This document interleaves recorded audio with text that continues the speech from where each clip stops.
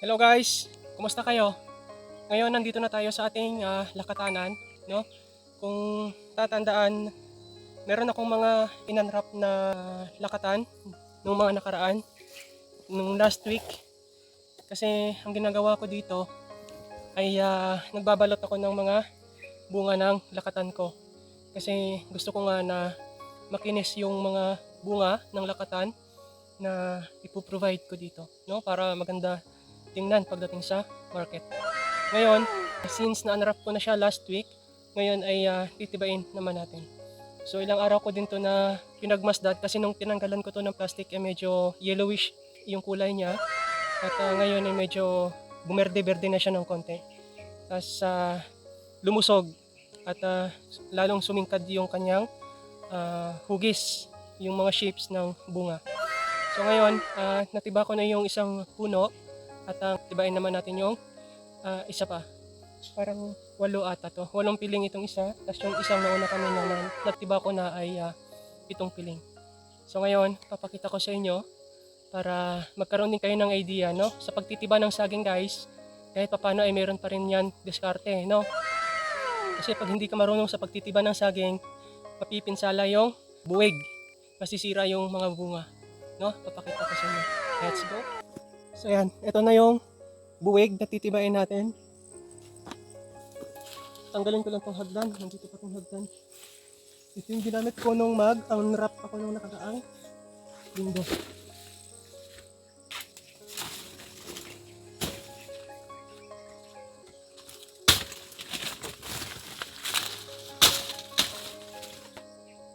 So sa pagtitiba ng saging guys, no? Tuturo ko sa inyo.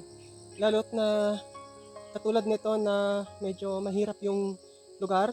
Di bali kung patag sana, no? Mas okay. Kasi ito kasi slope, masyadong slope ito. Kung sa amin tawagin ay masyadong banglid. Yung talagang patarik ba? So yun yung tamang term, matarik. So ngayon, sa pagpuputol ng kanyang puno, kailangan kung saan siya nakahilig, no? Kung saan yung direksyon ng bunga niya. Pagtiba ay unahin muna natin yung nandito sa ilalim, no? Dito yung uunahin natin, hindi dito. Hindi sa taas, kundi dito sa ilalim. Kasi kapag inuna natin yung dito sa taas, magkakaroon na ng konting crack to, bali yan. Bali agad yan. Unlike kapag dito sa ilalim, so yung ilalim lang ang pababawasan ng konti at dahan-dahan niya na bababa. Unlike pag dito, pag ito na tabas ng konti lang, bigla yan na babagsak. No? So, yun muna gawin natin.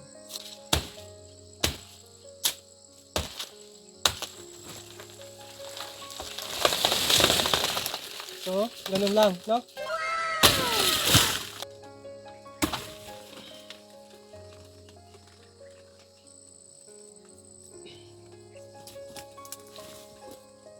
So, ito na siya, no? Laki.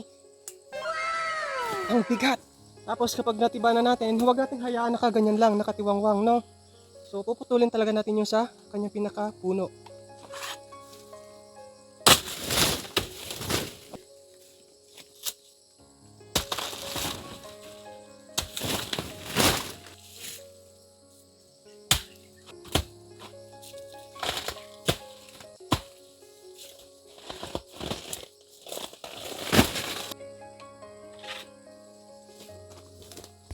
So ayan, natanggal na natin, naputol na natin.